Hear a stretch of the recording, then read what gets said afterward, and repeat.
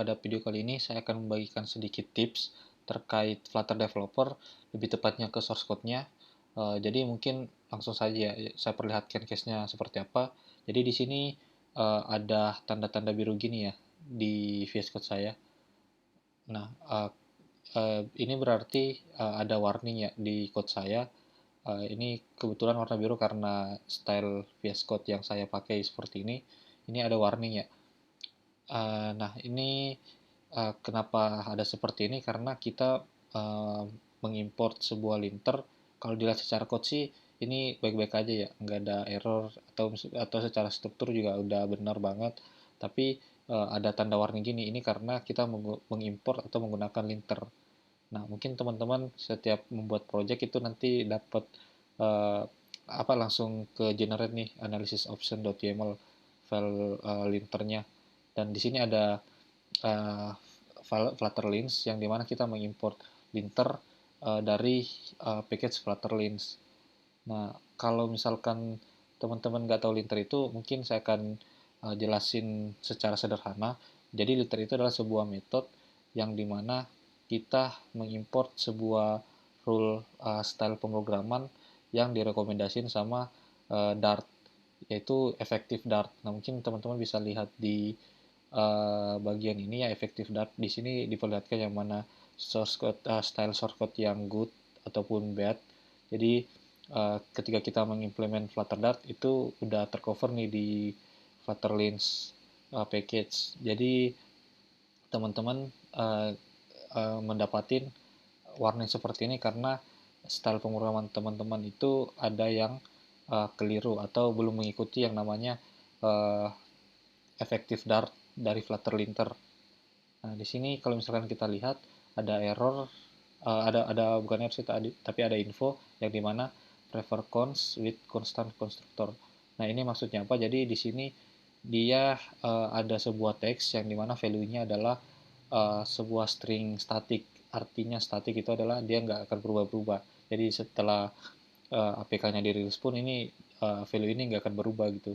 Nah, kalau di linter itu dia merekomendasikan untuk menggunakan cons di setiap widget cons atau widget konstan. Jadi salah satu caranya adalah menggunakan cons, menambahkan cons di depan widgetnya.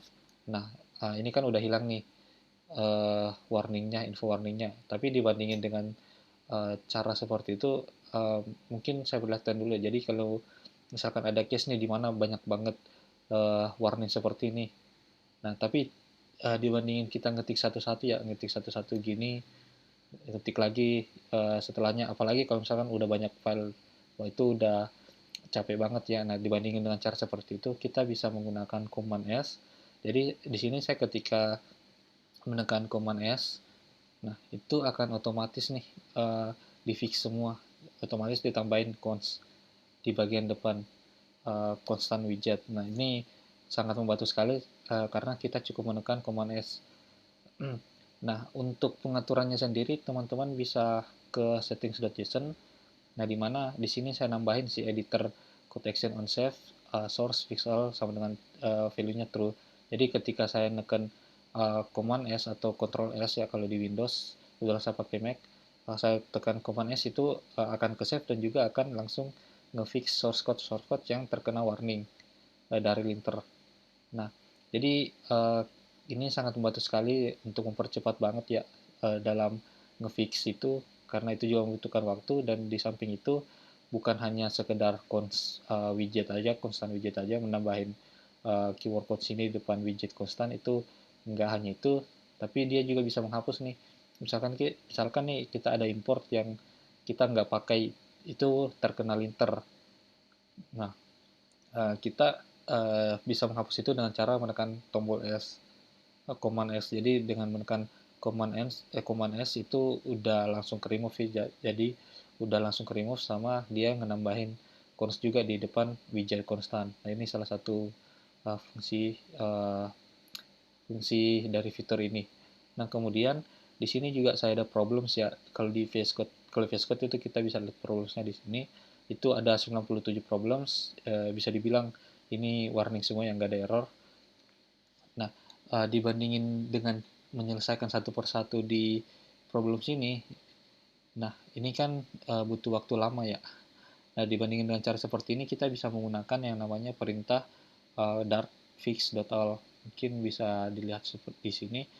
Jadi dengan uh, menulis dartfix.apply ini bisa nyelesain nih problem-problem yang ada di problems yang didetek sama analyzer Dart-nya. Saya coba ya. Di sini apply. Ya, oke, saya tekan enter. Nah, ini akan memproses nih untuk ngebersihin problem-problem yang ada di sini. Jadi source code yang paling bagus itu adalah ketika problemnya itu udah nol sebisa mungkin itu problemnya nggak ada, yaitu dikatakan sebagai efektif source code, style pemrograman yang paling efektif menurut Flutter itu pun Flutter juga merupakan rekomendasi dari Dart-nya langsung. Jadi teman-teman sebisa mungkin sebagai seorang yang menuju ke profesional itu harus berusaha untuk problemnya itu agar nol, jadi nggak ada problem di sini. Nah, mungkin sambil nunggu ini juga yang agak lama, mungkin bisa dites oleh teman-teman yang lain juga, mungkin di source code-nya sendiri. Oke, mungkin uh, untuk video kali ini sampai situ aja.